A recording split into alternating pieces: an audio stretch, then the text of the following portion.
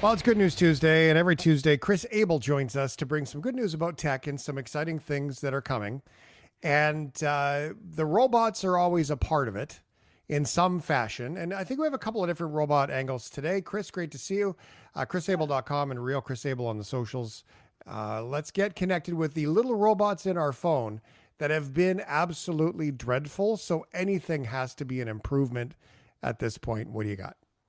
Well, what we have is Apple giving new announcements at the Worldwide Developers Conference. It's an annual event in which they showcase all the new things happening in software. So you don't get new phones or hardware, but you do get to find out what's coming to our phones. And so this year it's all about artificial intelligence, as you may expect. What's interesting, though, is that Apple is taking Google's artificial intelligence. They're saying they took the underlying technology behind Google's Gemini, and then they've taken it to make their own improvements with Apple Intelligence. And so they unveiled today that you're going to have number one, Apple Intelligence is going to do a much better job in terms of handling tasks that involve things like audio and photographs and voice conversations. That it's going to have a much greater awareness in terms of what's happening to you in your life while it tries to perform all the other tasks we assume with AI. But it's interesting because they're doing this also not just for apps and across the operating system, but also for Siri. They're introducing a new version of Siri, Siri AI, in which Siri also will have a lot of the enhancements from Google's artificial intelligence. And so when you're having your requests with Siri, Siri's going to be able to have a longer conversation with you. You can not just ask one question, you can follow up with other questions, go back and forth and actually plan different kind of tasks. If you want to make a party, you want to book a vacation somewhere, Siri can help you out with that. You can also do a much better job of customizing Siri.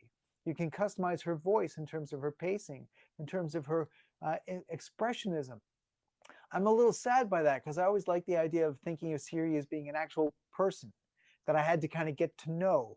Instead, now Siri's become a thing that can be customized to my every little personal whim and kind of preference. I don't know if I want that. I want to kind of get to know the person that's working with me rather than someone who's built just to appeal to my little prejudices and biases.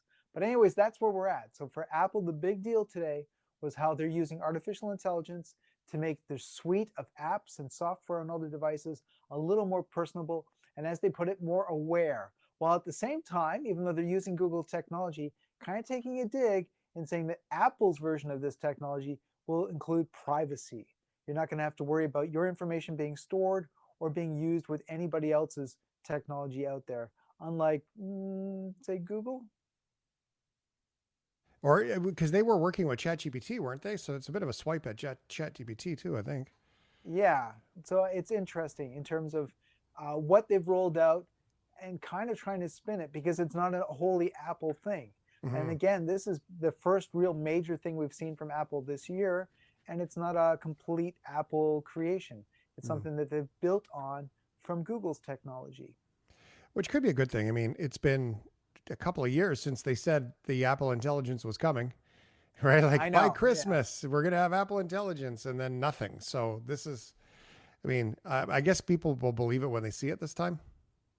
Yes, well, and they also announced today that with the new software upgrades that are coming just in general, that they're reaching back to support even older iPhones. So they're going to go back to the iPhone 11. So you Oh, wow. may feel less pressure to have to buy an all new iPhone. Your old iPhone may still be working, get all the new enhancements. Okay, that's good stuff. That's good to know because some of them have been lasting longer, which is probably a good thing too. Chris Abel Yep. is here. You can catch his YouTube channel as well. Great place to get connected. Real Chris Abel. Now you said Google, and you've actually got Google next on your list, so it's a pretty good fit. I Yep. use Waze always, by the way. It's fantastic. So again, Waze and Google have partnered up. So Waze is now using Google's artificial intelligence from Gemini to kind of build and offer new features. In this case, it's all about FIFA. It's about the soccer games that are going on right now. So with partnership with Google, now when you're using Waze, you're driving around, you're getting your directions, as long as the car comes to a halt, a stop, while you're paused, they'll throw up on the screen all the latest scores and stats from what's happening with the latest sports game that's happening right now. They're also going to use artificial intelligence for search capability. So in Waze, you're going to be able to search for details on booking tickets. You can also get these interactive visuals. They'll give you information about what's happening with the game, like player formations, which I have to admit is not a huge sports fan. I don't know too much, so I'm so thankful for anything that can, especially give me visuals to kind of help teach me a little bit about what's going on with FIFA right now. Yeah, I have no idea. They're soccering. That's all I know. There's soccering, and yes, it's weird being Canadian because we're kind of in between the UK and the American experience. So I never know whether to say soccer or football.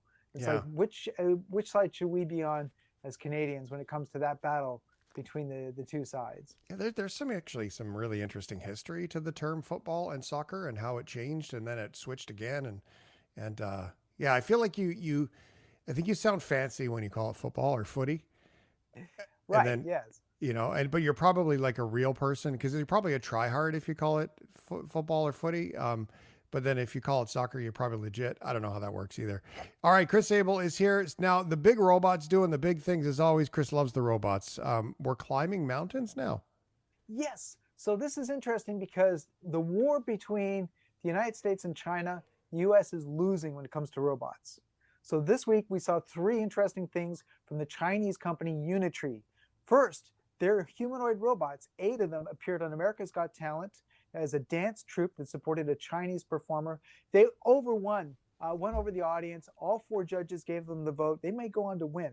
So that's Unitree. Unitree, again, their robot showed up outside of Madison Square Gardens. They're in all the news coverage of what's going on with the Knicks game right now. So again, Unitree's humanoid robot showed up. And then again, they just announced that Unitree's humanoid robot scaled to the summit of a volcano in Ecuador. So, I mean, we've seen all the robots doing their best to try to learn how to walk, then how to run, then how to be able to deal with difficult terrain. This was a big success in terms of saying, look, our humanoid robot can actually climb a mountain. In fact, Unitree says that they're now preparing to be able to send this same humanoid robot to try to climb Mount Everest. And so China is winning this war. Their robots are showing all up in terms of the United States. There are American companies that make humanoid robots. They're just not here right now. They're not in the eye, the public eye. Well, yeah, I mean, I don't know which story is more amazing, Chris. I mean, the robots are doing great things, it seems, but the marketing is also off the charts. Like they're organized, the fact that they did the America's Got Talent show, the fact that they're at the basketball games.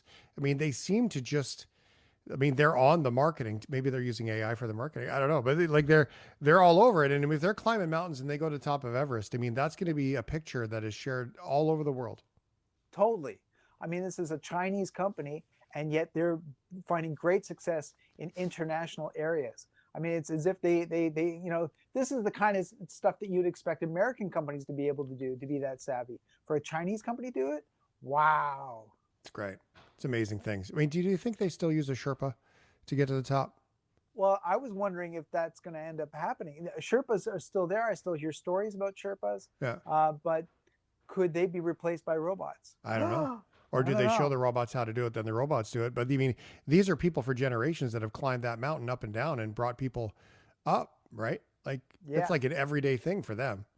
It's I crazy. could see them sending up humanoid robots to try to recover bodies, because we know there's a lot of people on that trail up to Yeah.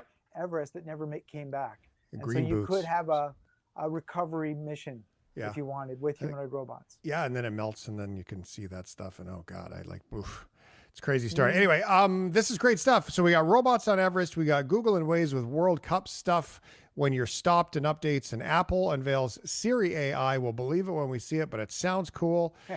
ChrisAble.com, real Chris Able on the socials, and his YouTube channel is great too. As always, Chris, Good News Tuesday. Thanks for being here, brother. It's great to see you. Thanks for having me. Take care, guys.